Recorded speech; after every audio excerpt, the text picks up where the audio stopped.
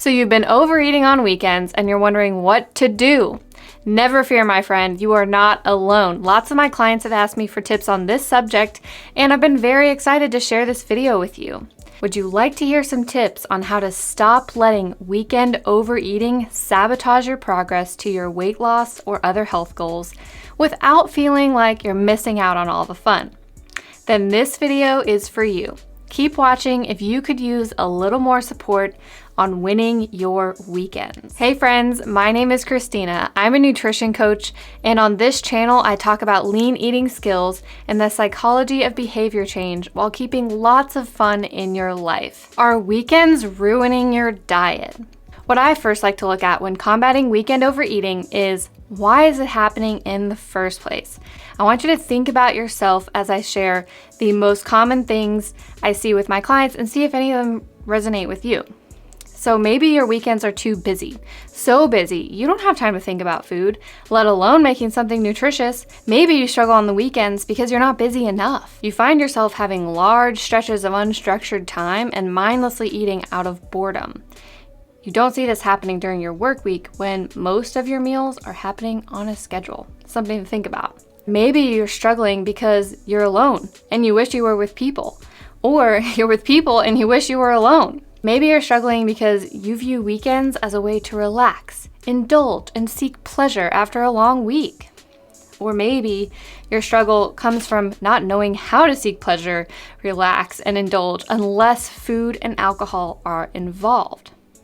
And finally, another common one I hear is maybe you just don't have a realistic plan. You have ambitions to fit in too many things, and you just end up frustrated since you couldn't get it all done, but it wasn't a realistic plan in the first place. Do any of these sound like you? Maybe you've even experienced a number of these. Firstly, I try to approach all of the challenges my clients bring to me as though we're running experiments. We are trying to collect data and experimenting to see which things work and which things don't. And I just don't believe in prescribing a plan across the board, because with these skills, it's all about fitting this into your real life. How can you stop ruining your progress of eating skills when it all seems to go out the window on the weekends? The first thing I want you to do is to consider having this experiment mindset. Let's try some experiments and see what works best for you. My first experiment would be to come up with some kind of plan.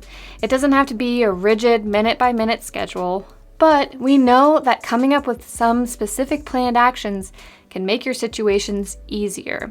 Remember, having the mindset of this being an experiment can help because you know you'll probably need to adjust at different seasons of life, and it may take a few tries to find out what works best for you. The second thing to consider is your schedule for the weekend.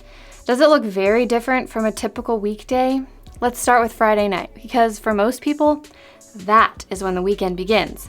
How you eat on Friday can sometimes set the tone for the weekend if we aren't careful. Is it more of a, well, what am I in the mood for? Or, I'm so tired from this long week, I don't have energy to make anything, I'll just order takeout. Now, I love takeout and it can be great to eat, but we're trying to avoid eating based off of moods and emotions and this concept of, I might as well. So Saturday rolls around. Does your schedule look quite different on Saturday versus other days? That's pretty normal. Maybe you sleep in a bit later and then you think, well, I might as well wait until lunch, and I hear this thinking a lot. Then I got hungry after lunch and I started snacking and I was eating dinner with friends, so I wasn't even hungry for my meal, but I was with my friends, so I ate anyway, and so the story goes. So to help with this, I ask clients to try eating within 1 hour of waking up, even if they sleep in. They can adjust the meal size if they're trying to be hungry by a typical lunchtime, or they can wait 4 to 6 hours before eating again. That's where the personalization comes in. What we're trying to do is avoiding lots of snacking rather than more satisfying meals spread out throughout the day. If you know you have an early dinner, can you eat lunch at a time where you know you'll be hungry in time for it? Consider if you have a birthday party or a baby shower to go to. It's not always realistic to say, I'm just not going to eat anything at them. And sometimes they happen at weird times of the day, so how can you plan your other meals around that so you know you're hungry at the right time? So let's consider supplies. Do you have everything you need on the weekend to set yourself up for success? Do you need an additional grocery haul for the weekend? It can really make a huge difference, and there's so many conveniences like ordering online and curbside and delivery, and it just makes it so easy. So what happens if you don't make a good plan and you totally bomb on Friday? One common thing that happens is to adopt this mindset of, might as well. I hear it all the time. Well, I already screwed up Friday night, so I might as well just overindulge all weekend. I'll just try again on Monday. And the classic, screw it, why bother? That is a sabotaging thought, and we would do well to pay attention when we hear it. One of my favorite ways to approach problem solving with eating skills is to just work backwards. Let's begin with the end in mind.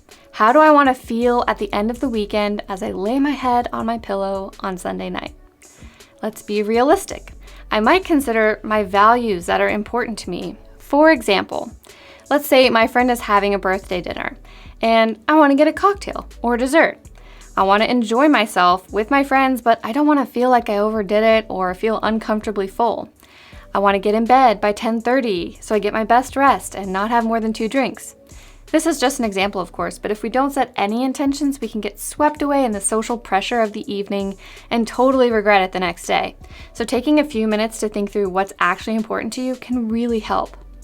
The point is not to feel like you can't participate in your life. That's the opposite of the point.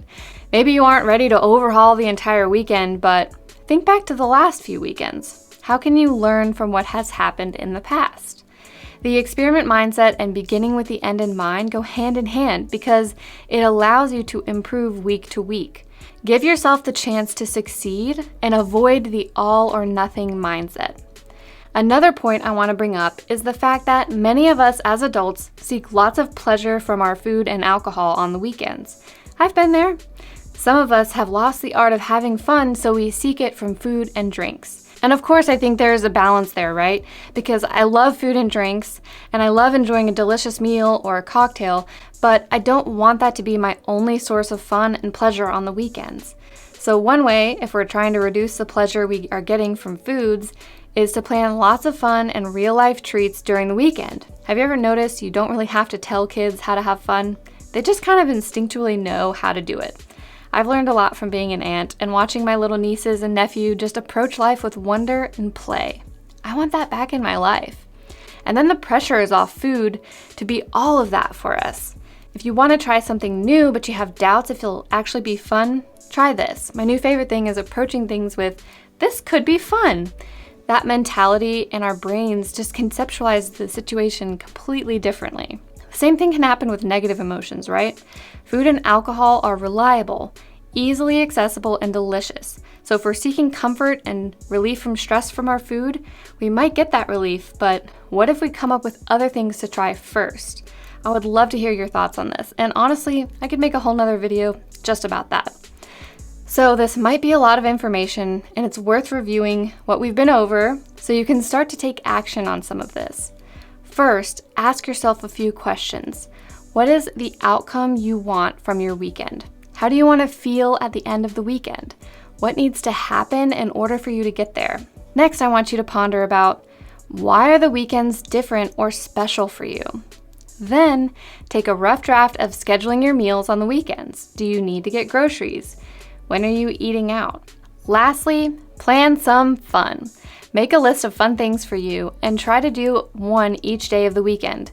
Bonus challenges to try to have at least 2 of these not include food and alcohol. I'd love to hear what you come up with. Well, friends, thank you so much for watching. I hope you got some helpful insights on how to win your weekend overeating and simple, actionable strategies to create the lifestyle you want while reaching your goals. For more eating skills videos just like this one, don't forget to like and subscribe, and I will see you next time.